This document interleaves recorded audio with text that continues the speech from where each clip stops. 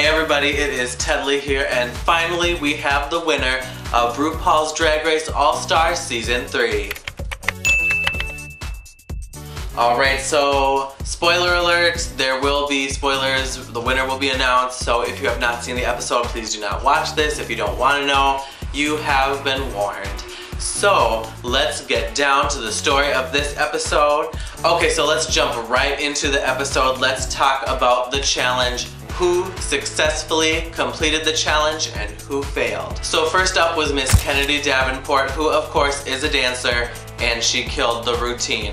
I thought she did an amazing job. There were times when I saw the lip sync was not correct, but who cares, she did an amazing dancing job. After her was Miss Shangela Laquifa Wadley, who, I mean, of course, she's Shangela, she's gonna fucking kill this shit as well. So she did amazing as well. She was present as always. She has that real star personality as always. After that was BB, who epically failed because her lip sync was off, her dance moves were not right, she was definitely a mess, she was out of her element and not prepared for this challenge. Then last but not least was Trixie Mattel, who blew my fucking mind.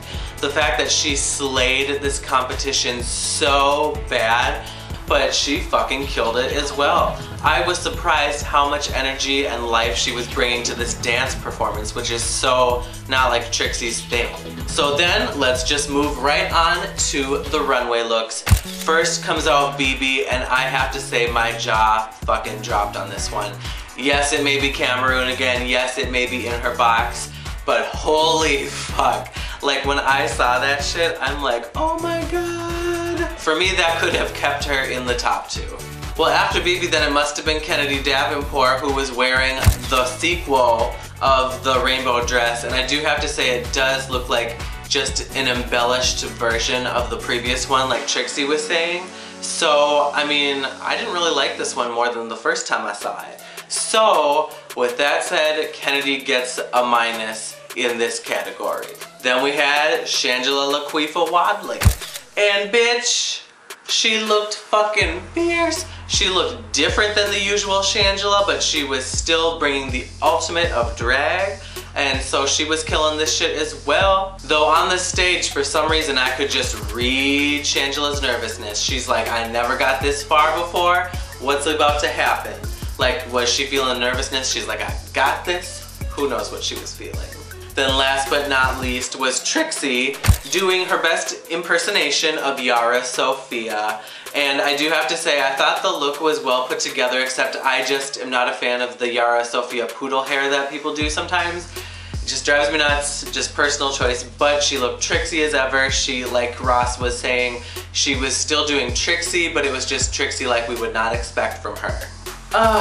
So then the gagger of the season, once again, the remix part 2, the sequel, the eliminated queens got to choose who would be the top 2. And they all got to pick lipsticks, and unfortunately they didn't show the breakdown of who picked who.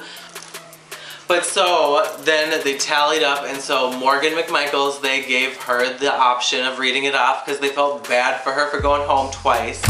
So basically they let her read it off, and it was Kennedy Davenport and Trixie Mattel in the top 2.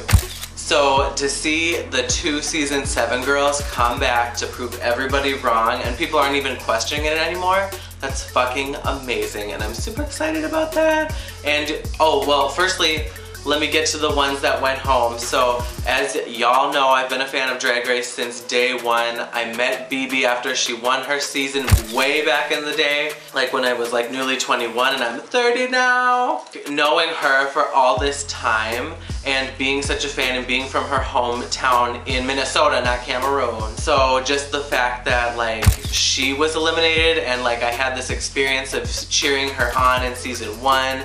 It is a little disappointing that she went home. However, like it's been said before, I just don't feel she went above and beyond what we expect from her. And that's what you have to do in All Stars is, okay, you saw what I can do, but let me just blow your mind. And Shangela went home, which is bullshit.